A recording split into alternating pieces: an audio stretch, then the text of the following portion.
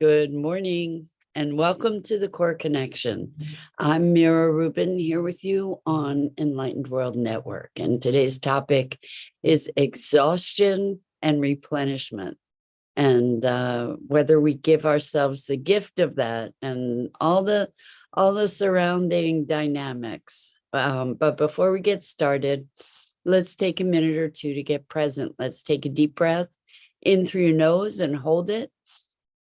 And imagine clean, crisp oxygen flooding your lungs, flowing into your bloodstream, nourishing all your cells, all your organs, bringing vital life energy to your body and being. And as you exhale any tension, stress, negativity, fatigue. And now let's take another deep breath in through your nose and hold it. This time, imagine brilliant, bright light lighting you up from the inside out, illuminating, electrifying, and energizing all your cells, all your molecules, your electrons, creating a brilliant beam of light and energy from your heart out into the world. And as you exhale any remaining tension, stress, negativity, fatigue. And now let's press our palms together and vigorously rub them together, feeling all the pressure, the temperature, the friction, the tickling and tingling when you stop, and allow all those sensations to bring you present right here, right now, into this remarkable physical form that enables you to experience life. Good morning, good morning, good morning, ladies. Rosalind, Robin, Bernadette, welcome, welcome, welcome. So good to have you all here with us this morning. And welcome to everybody else who's joining us. And today we're talking about exhaustion and replenishment. And I think that's coming from my looking personally to find a balance of how to manage my energy better, feeling some exhaustion and looking at how to replenish myself. And what I notice in myself and in a lot of other people is that we just keep pushing.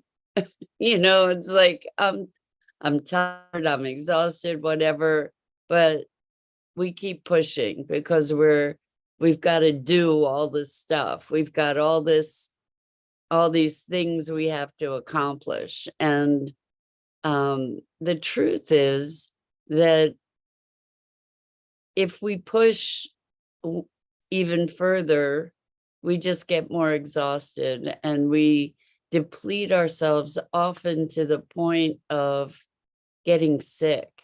So, because if we don't pay attention, I guess really part of this topic is listening to your body, because if we don't pay attention, eventually the body is going to make us pay attention. So, what I've learned is that when I'm tired, sleep or rest. And then that saves me a lot of time in the long run, because I'm giving my body what it needs when it needs it, so that I don't get into an overstressed situation that then if I were to get sick, I could be laid up for days or out of commission for a while, where I could have maybe just early on taken a nap or two, and ultimately it would have made my body happier, and it would have kept kept me from getting sick. So I'm wondering, a part of this is paying attention to messages that we get, even if the messages that we're getting we don't like. So we don't necessarily appreciate the message to slow down or get some rest. nurture ourselves, and we often don't feel worthy of giving ourselves that gift of time. It's interesting. I was talking to couple clients about this yesterday, but one in particular had just gone through some really intense trauma due to nature, with storms and power outages and destruction from fallen trees and cars that were crushed, and like all kinds of it, really big time, heavy duty traumatic stuff, plus no electricity for 10 days, no heat, just like this very, very, very stressful situation. And thankfully the power's back on and they're okay. And they just have a lot of devastation to clean up. And they were just completely exhausted. And their drive, their inclination is to keep driving, to keep pushing, to say, well, there's all this stuff that I have to do now to clean up and take care of this, and feeling like that if they take a rest, then they're being negligent in some way. That their body was just calling out for rest and relief and some opportunity to process all the stuff that had happened, and just recalibrate after this long state of emergency. And there was a deep guilt about taking that time for themselves, like it was a sign of weakness or something. And so I think that this is not a unique manifestation. I think that many of us consider our need for self-care to be a weakness of some sort. In many instances, I see this with people. And I think that it's a very interesting dynamic that we won't pay attention to our body's cry for care, and then eventually the body's going to win. The body's going to assert its need one way or another, and we can ignore it. I remember a friend telling me years ago, like, that she had been so separate from her body that she had stepped on a needle that deeply embedded itself in her foot.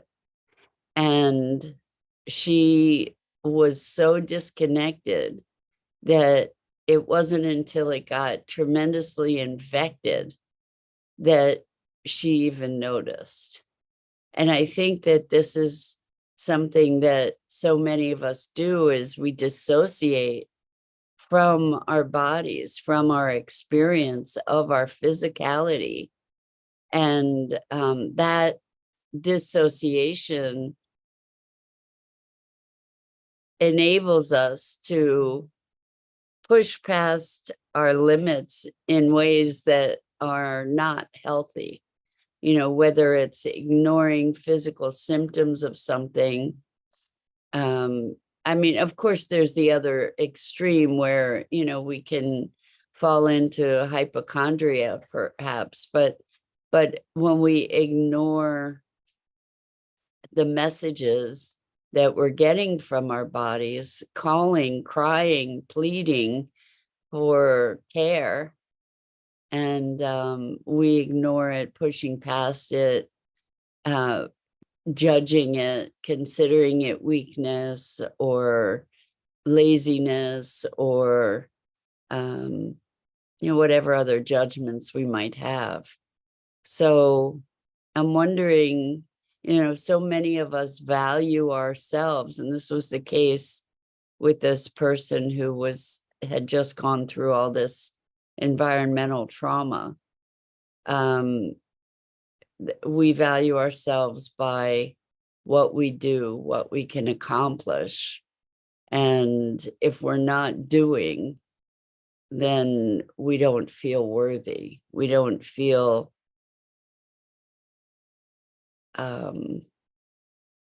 justified in being unless we're doing stuff.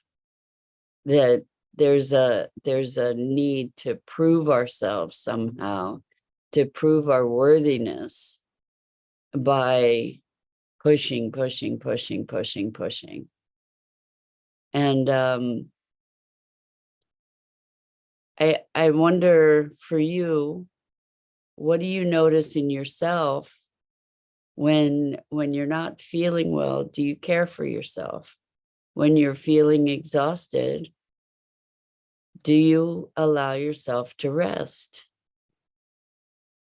Do you make time for self-care? What does self-care look like? What does it look like to replenish yourself? Sometimes we can be just emotionally exhausted, emotionally overwhelmed, where there's just too much input. And then what do you do to nourish yourself, to renew yourself? What kinds of practices do you grant yourself? For me, one of the things that is super helpful to nourish my body is a bath. I could practically live in the bathtub. But that really helps me to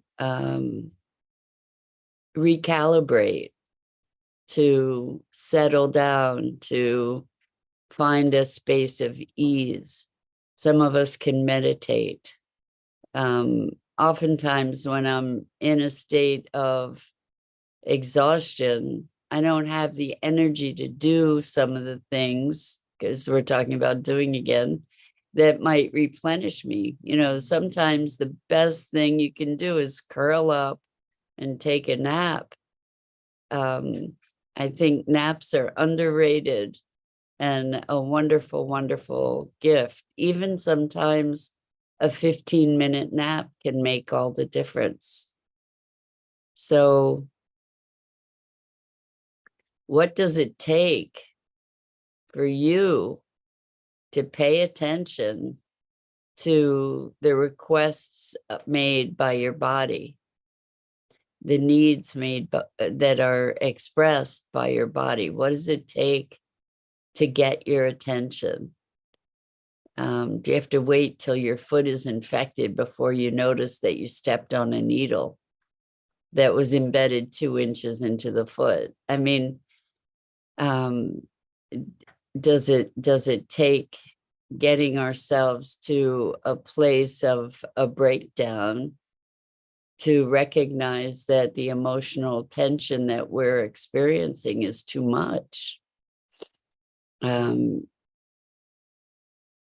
What kinds of signals do you need to allow yourself permission to pay attention and take appropriate measures?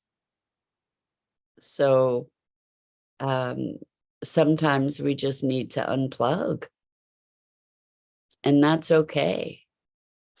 And to be able to do that as an act of love for oneself, rather than as something for which we berate ourselves, calling ourselves weak or inadequate because we are tired or because we need rest.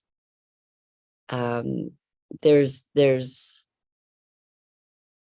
a gift in being connected enough to be able to be responsive to your body, right? And to your physical needs and your emotional needs and your spiritual needs. We get to pay attention and honor those things. It's all part of whatever it is we're up to. So we all know the concept of get your own oxygen mask first, right? That if you don't have oxygen, if the plane is in trouble and you don't have oxygen, then you can't really help anybody else.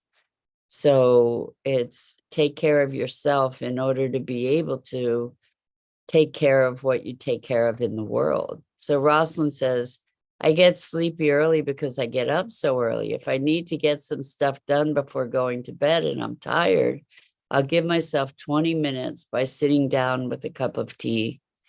That's a good thing, Rosalind. So, it's interesting because it might seem counterproductive, right? To say, well, I need to get some things done, so I'm going to take a break. But give yourself a chance to collect yourself and relax, and giving yourself that 20 minutes can give you the recharge that you need to accomplish what needs to be accomplished. And the other thing is, sometimes those things that we insist need to be done right now don't necessarily need to be done. So Rosalind says, I can get by on 6 hours of sleep. There's so many debates about how much sleep we need, but the fact that you said I can get by on 6 hours of sleep leads me to imagine that perhaps you're not getting the amount of rest that you need. And, it's interesting to me. I can't say I really remember feeling rested. I wish I could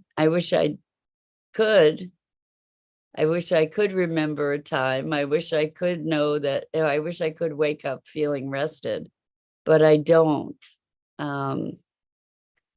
And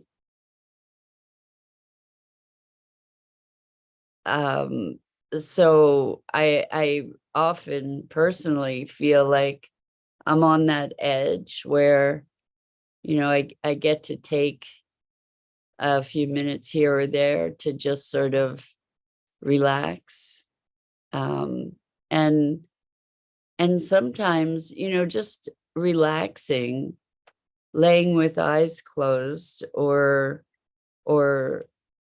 just sitting quietly, that is a way to replenish ourselves. You don't necessarily have to sleep. Sometimes sitting and reading something, or even watching something on the web or on TV, sometimes that is a way to just relax ourselves, to disengage, or to refocus our attention, to get a rest from the chaos that might be surrounding us. It's kind of an organized reset or detachment, like if we can manage to disengage from something for a little bit, then when we come back, we can re-engage with it from a fresh place, oftentimes.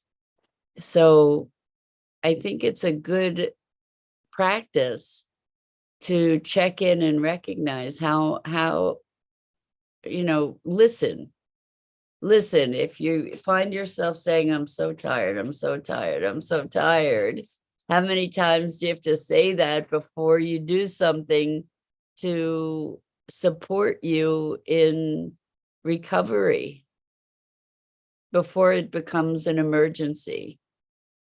And actually this conversation about listening can be extrapolated, extended to other messages we get. Like we get these messages and we hear what we want to hear oftentimes, that we'll listen selectively to validate our desires in one way or another. It's like, oh, I really want to do that, but I'm so tired. And sometimes you get to listen more deeply to see, is the tiredness a way of avoiding, or is the tiredness something that's really truly calling for love and attention? And I think that when we tune in and we truly do listen more closely and honor what we're hearing, then life flows so much better. Life flows so much more easily. And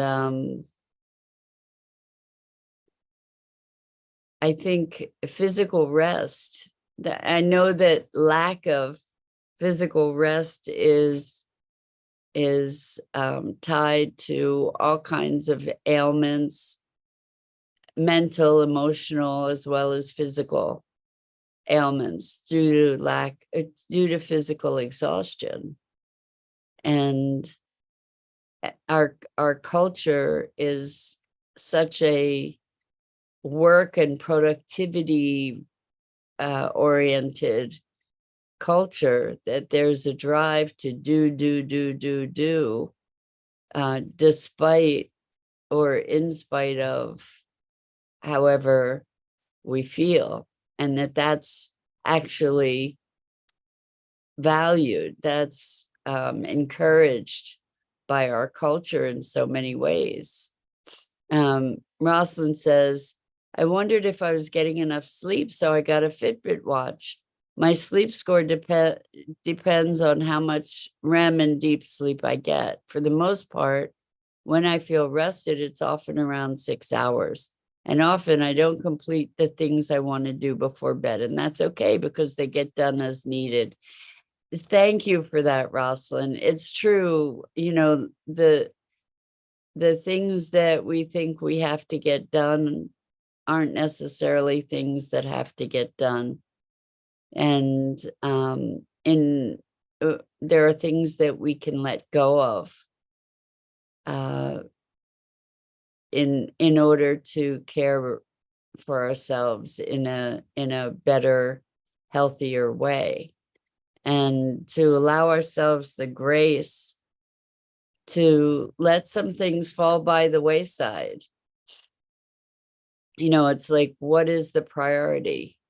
This is another way in which we get to make values-based choices. Robin says 6 hours here. Good for you guys. I'll tell you what, 8 hours I don't wake up rested still. But I'm hoping that'll change. That will be a great thing as I find better balance. Perhaps I will find a way to feel rested as well. That'd be great. So